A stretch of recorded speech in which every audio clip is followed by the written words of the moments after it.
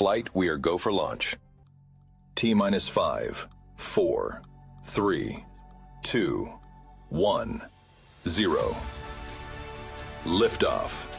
This is Navigating AI, hosted by Rich Wilson, guiding business leaders through the new intelligence era. Let's explore how AI is reshaping business, leadership, and the world. Welcome to Navigating AI, where we are guiding business leaders through the new intelligence era. Today's episode is titled From Oh Shit to Sorted. Our special guest is Julie Sumner, founder of Monarch Endeavors. She is here to talk with us about proactive HR.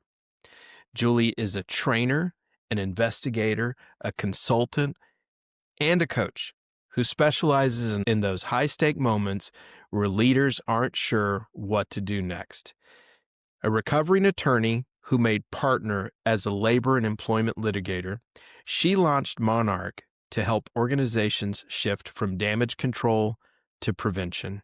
She brings legal rigor along with the social worker's heart and still practices part-time with the Lydia Floyd law firm, supporting small and women-owned businesses. Welcome to the show, Julie. So great to see you again. So good to be here, Rich. Thanks for having me. Well, let's dive right in. I want to be respectful of your time. I would like to start with the fact that you went from being a litigator to founder of a company.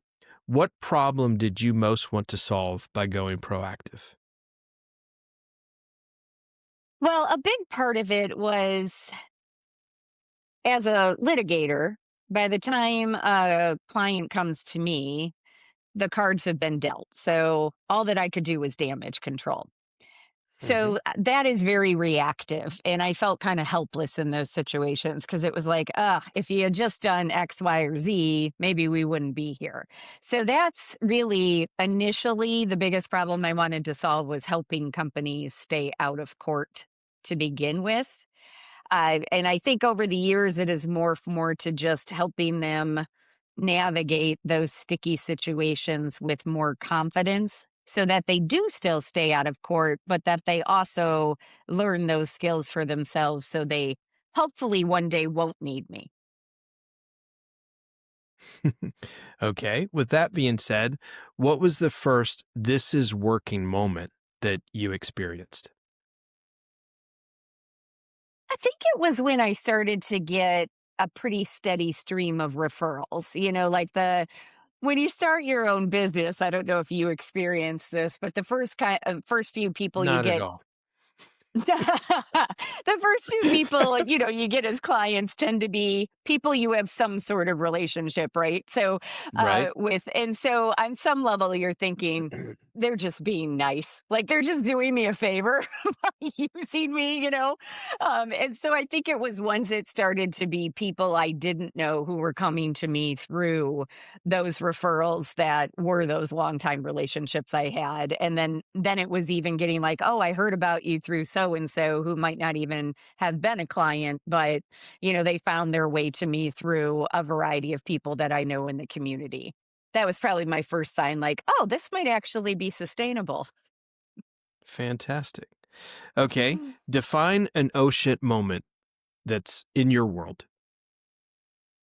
So since, I was a litigator, mine really are sort of those sticky, icky issues. So the biggest probably oh shit moment is a really bad accident where there's either a fatality, loss of a limb, something like that. Um, Outside of that, it's usually a couple employees got into a fight, like a physical altercation, or a verbal altercation in front of a bunch of other employees, or somebody needs to be terminated. Those would probably be the top three things I get the most often. Okay. And where do leaders typically overreact or underreact in those first 24 hours? Overreact very often, especially if it is something as high stakes as an accident and it's going to be on the news, or, the press is going to be involved. I see companies have knee jerk reactions because they want to have someone to blame, or someone to point the finger at to say, this is why this happened.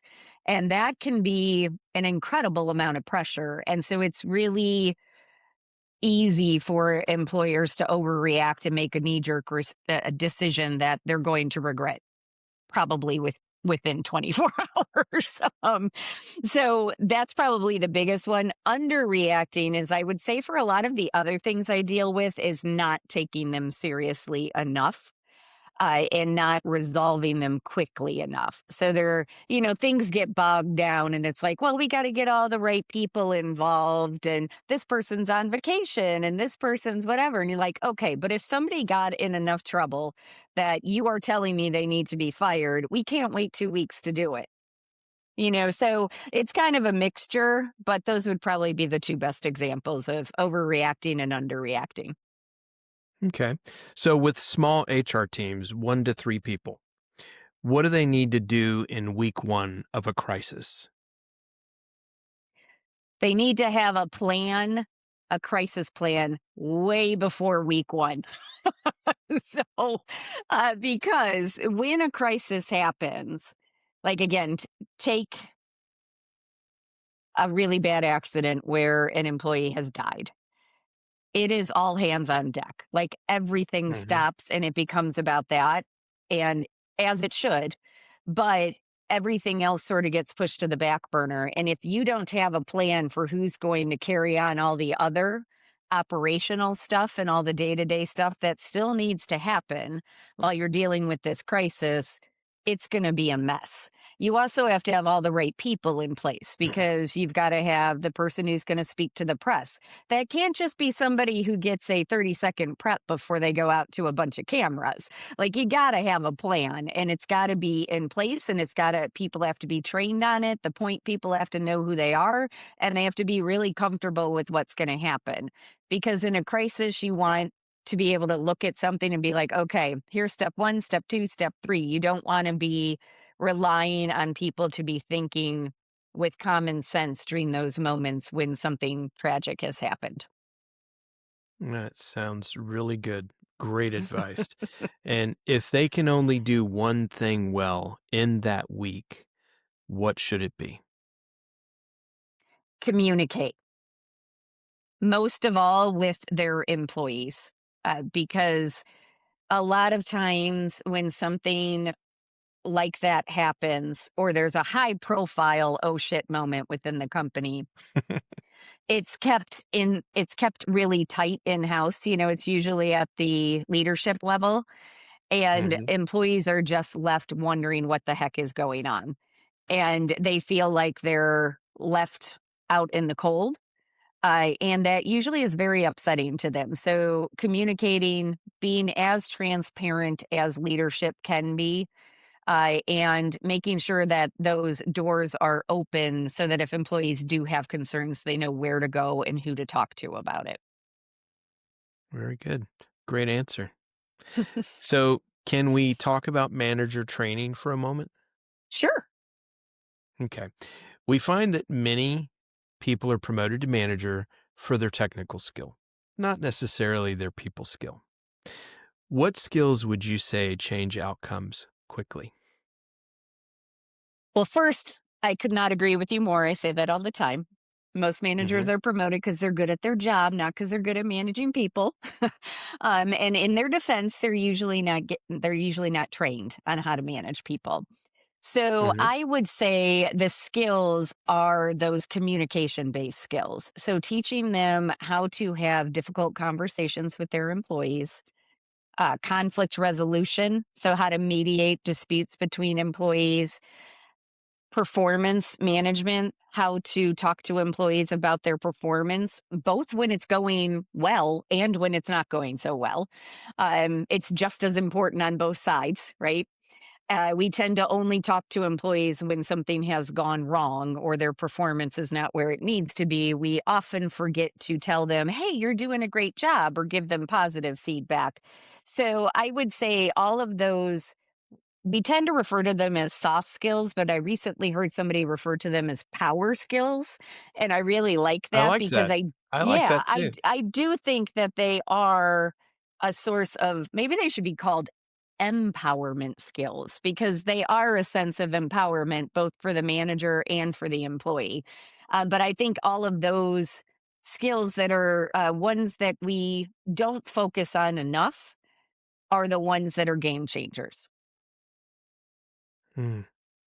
So, what would you say is a great exercise or role play that managers typically will remember a month later?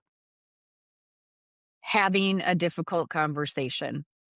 So that is one where I do a lot of role plays in the manager training we do surrounded around that. And those are the ones that I consistently have people come back and say that helped the most because it taught me, gave me kind of like a roadmap for how to have that conversation and made me realize it's not as scary of a thing as most people think it is.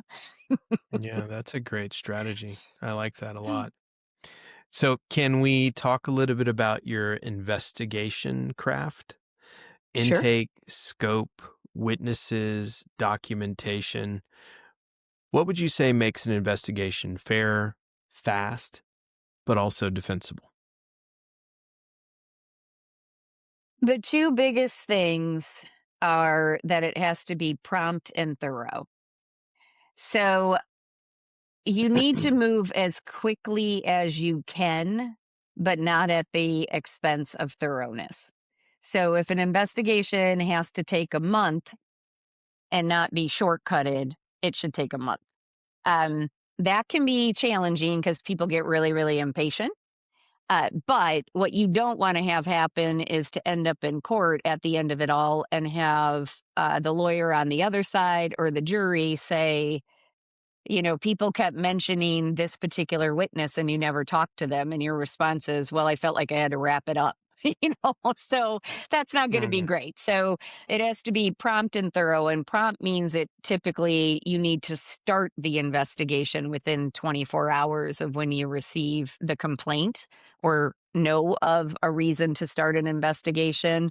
And then thorough, it really is just getting to the point where it's not that you get to the point where there's no one left to talk to, but where you've talked to enough people that talking to another two or three is not going to change your decision about or your findings about what happened. yeah. Procrastination is not your friend in a situation like No, that. no. And then the other thing I would say about it being defensible is that you follow your own process. So courts really harp on that. Like if a company does not follow their own process that they have written out and outlined, that is going to be a really hard investigation to defend. Okay. Now, what's the one thing you never put in writing, and why is that? As a lawyer, we typically always say document everything. But Hmm. during an investigation, while the investigation is ongoing, I typically tell people they should not be emailing about it.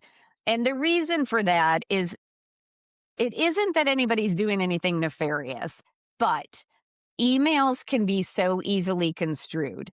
And what you don't want to happen is, let's say I'm sending out an email update about the status of the investigation. I'm like, here's what I found so far. Here's what I still have to figure out. And it's a very neutral email, but then somebody responds who isn't really thinking about it and says, like, I know that so and so did it. We should just fire them now. Well, that makes it look like it's a biased investigation. If in fact I find that that person was guilty of whatever conduct they were accused of, and they do in fact get fired, that could make it look like it was a biased investigation when it wasn't. So if you can just keep those to verbal conversations, where then if that were to happen and somebody responded that way to me, I would say, hold on, I'm not done and I don't know that yet, right? So I think it's just Hmm. because it can be taken so out of context and all of those written emails would be discoverable, that it's really best to have conversations about like the status of the investigation in person or on the phone, Right. not in writing. I would think text messaging would be a taboo as well, because oftentimes Yes. so many text messages are taken out of context. I think worse, Yes. text Yes. messaging is probably worse than email. I would Okay. agree with that. And people seem to misspell things more often in text, so then you can't understand what the text says anyway. So Hmm. I would But agree it with is you. discoverable, even if they delete it. Yep. So, Yep. okay. Tell me about your mid-market playbook.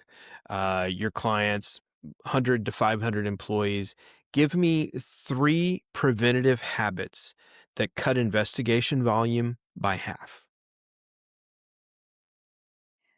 Talking to their employees on a regular basis.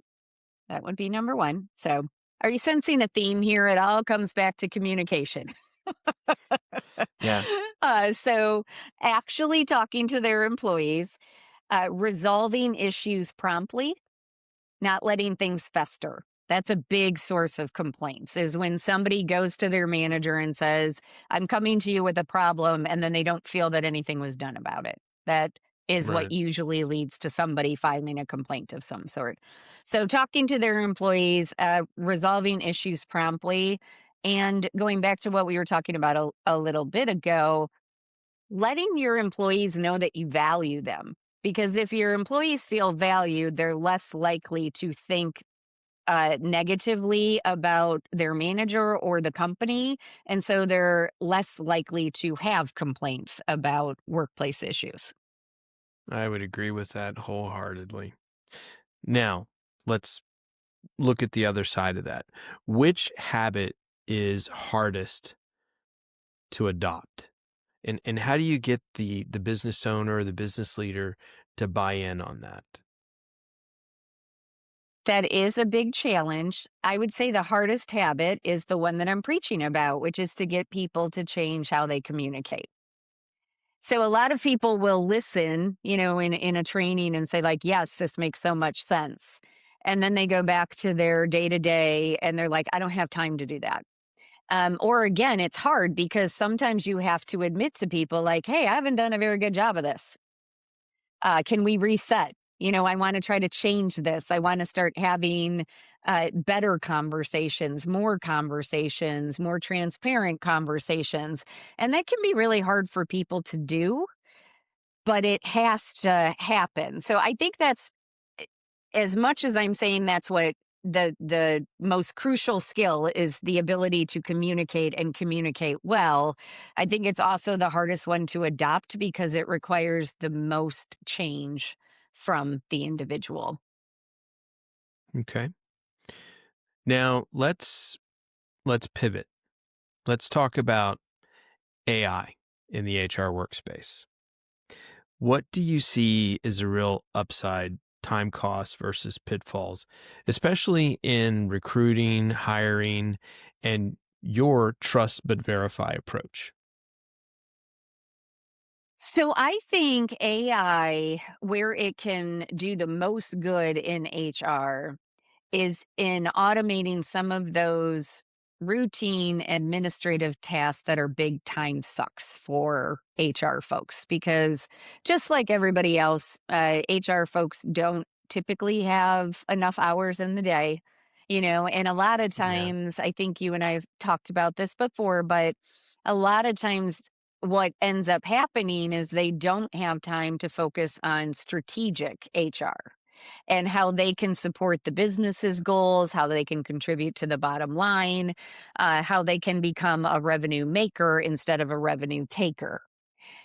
And AI could be really helpful in those situations because if it can help automate some of those tasks that do take up a lot of their time, that are really just time intensive, but not require a lot of skill, then that frees them up to provide more value because they will have time to think strategically and think about programs they want to implement and then actually implement those programs and talk to more people and work with more managers and have that bigger impact with those skills that they have that they aren't getting to use because they're stuck in their office doing paperwork. So I think that that's probably the biggest area where I see AI helping. That can be in recruiting and hiring by helping like weed through resumes or candidates, maybe helping with some screening of candidates, writing job descriptions. I think that's a great area where you can use AI to get you started. You're going to have to, tweak it to fit your actual industry and the actual job itself and how it works in your particular organization. But it can at least get you started and save you some time. And that's part of the trust but verify. I think AI holds so much promise, but it's still in its infancy. And Right. so, it's not as smart as it thinks it is. It's kind of like a teenager, you know? Yeah, it's so funny that you say that. I use that example all the time. It's like an intelligent teenager that actually thinks they're much smarter than what they are. Yep. Yep. It's Interesting like that you use those I'm words. not a doctor, but I play one on TV. AI is like trying to play a Oh, you doctor, too. you know? Right. Exactly. So you have to trust but verify. So, you still need human eyes on it to make sure it's doing what you set out for it to do. Great. So, what is your sanity check before any AI assisted decision touches people? So as a lawyer, again, I'm usually thinking, what's the worst case scenario? So I'm probably running through the potential risks and seeing if we have taken the proper precautions. So for example, with recruiting, there are some concerns about AI and some of the biases that are built into it. And those biases exist because AI is created by humans and humans have biases. But there are Hmm. some that tend to stick out, and there tend to be along the lines of gender and race.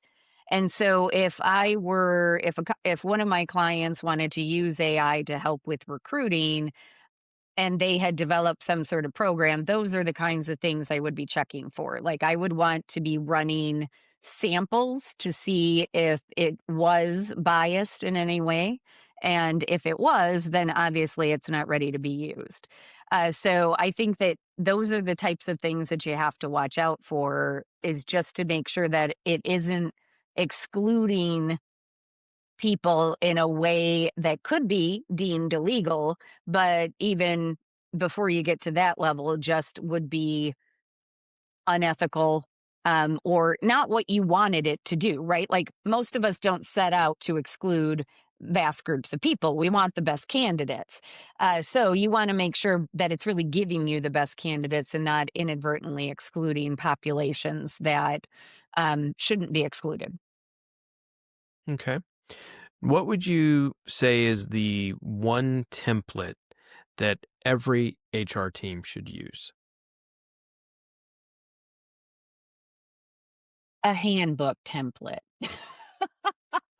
So there's not one policy because different policies are important to different companies, but the one that I recommend to my clients all the time is from the Society for Human Resource Management, SHRM. That's SHRM.org for all the Hmm. listeners out there. They every year put out a handbook template, although I don't know that they did it in 2025, and we're nearing the end of 2025, but they have one from 2024, and that one's pretty good. And again, it's only a template, but if employers can start with that, especially if their handbook hasn't been updated in 25 years.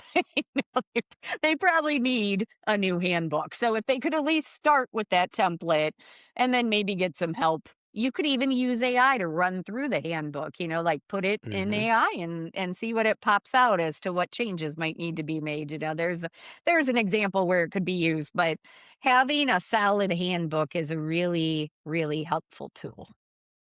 Yeah. And you mentioned the not being updated for 25 years. That is so common. So So common. common. I I spoke to a company a few months ago that I think they said their handbook hadn't been updated since the late 70s. Oh, and they're doing it now. So they've Oh, been undertaking that challenge for probably the last 3 months. But they're not leveraging AI. They're not leveraging. I mean, I think they're building it from the ground up. oh So boy. good luck. Good luck to them. Yeah. I'll give Yeah. them your Good luck number. to them. Right? Yeah. Okay. Now, we talked about a template that every team should have. What's one they should replace or that you often replaced? One they don't follow. So if they have a policy they don't follow, they should just get Mhm. rid of it. I always say it is better to have no policy than a written policy you don't follow. That's going to get you in trouble. Well, then that Because again, actually courts look that at, do ties you in well follow with your my own next question. policies? Yeah. So, okay, then would you rather have a mediocre policy or a great checklist? A great checklist every time. Because again, courts And look why at is that. that? There we go. If you aren't following what you said you do, that's a huge source of liability. Mhm. Okay.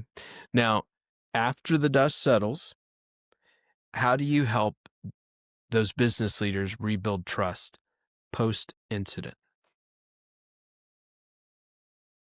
I'm sure you're not going to be surprised by what I'm about to say, but Try me. communication. It's the They key. need to communicate. It That's the key in it everything. is. It is. Everything. Everything. Probably 99% of lawsuits that came my way were because somebody didn't communicate something properly. You know. So if you have had an incident where trust has been eroded with your employees, you have to communicate about it. If you need to apologize, you need to apologize. Like you need to accountability has to start at the top. So the leaders need to take accountability for what went wrong. They need to involve the employees in the changes that are going to happen. So, one of the other best things you can do, like let's say you do have a tragic accident and it turns out that there was some sort of safety issue. It wasn't anything intentional by anybody, but you have, because of the accident, there have been some learning lessons. Get the employees involved, have a committee, have some of those employees on that committee and say, like, what can we do better? What can we do differently? You guys are on the ground every single day. You're the ones who have to be out there. We want to hear what you have to say. Involve them in the process. That's going to go a long way. Appoint one of them to be the liaison between the employees and leadership. Have a safety committee with all of the different levels of employees that are in the company. But if you do that and you continue to communicate, that is how you rebuild trust. I like that. I like that a lot.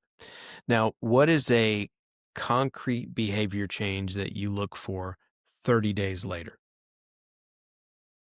That the changes that they said that were going to be made have actually taken hold and become routine. Okay. So we've got a few minutes left. I want to jump into our lightning round. Okay. What would you say is the most underrated HR skill? Emotional intelligence. I'm going to show you a hat. I know we're not on air, but I found this hat and I was laughing my butt off because I say all the time that I am really just an emotional support human. And I actually found a hat that says that because I joke about that all the time because I do have clients who are like, can you just be here with us while we talk to our employees? Yeah, sure, I can be there for you. So I think that's a very underrated skill is just being able to be present and a calming force in those sort of high anxiety moments. Okay. What's a policy that you would rewrite tomorrow? I'm not going to pick a specific policy, but I will pick the way a lot of policies are written. So Okay. I feel that a lot of policies are written for the 10% who are going to abuse them instead of the 90% who won't. So they're written in a very punitive fashion. And that is like an automatic assumption that employees are going to try to game the system. And I don't think that gives employees enough credit. So I think employers should focus on rating them for the 90% who aren't going to abuse them and then just deal with the 10% who do. Okay. We have other HR professionals that listen to the show. So for their benefit, what marketing channels are working best for you right now?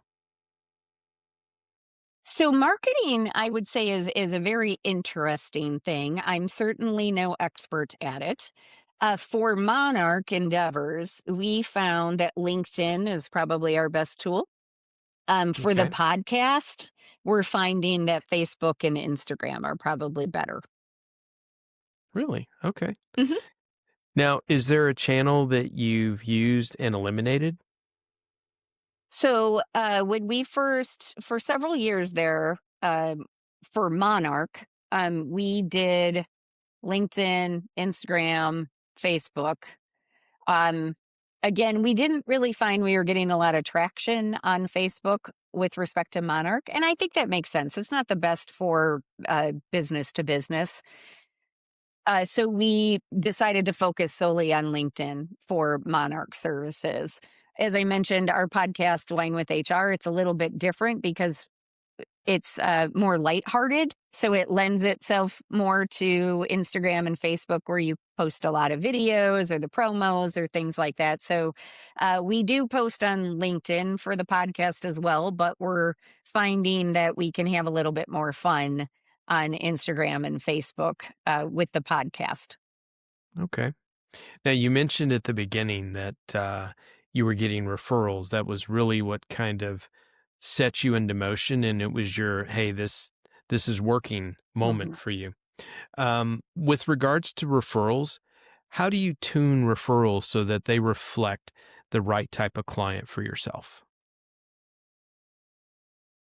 So you and I talked about this, but that's one of the reasons we have the tagline here for all your oh shit moments, because it's Yeah, sort of like a I love that. built-in it's sort of like a built-in filter. If somebody is not okay with us, having a little fun and using some, a four-letter word, so to speak, then they're probably not the right client for us. So that sort of acts as a built-in filter. And I think otherwise it sort of happens naturally. I don't know that I've consciously done anything to tune the referrals, but once you work with somebody, we typically end up working so closely with our clients that they get to Hmm. know us really well. So they know if we're a good fit for whoever they're going to refer to us. So I think it's kind of through the work we educate our clients about the type of clients that work best with us. And so then it's like you don't even have to do any of that like formal tuning because it's sort of built into the recipe. Okay. Now, for those business leaders out there that are thinking right now, we could really use Julie's help. What's the easiest way for them to find you? For most people, it's probably LinkedIn. So my last name's Sumner. So Julie Sumner, please feel free to connect with me on there.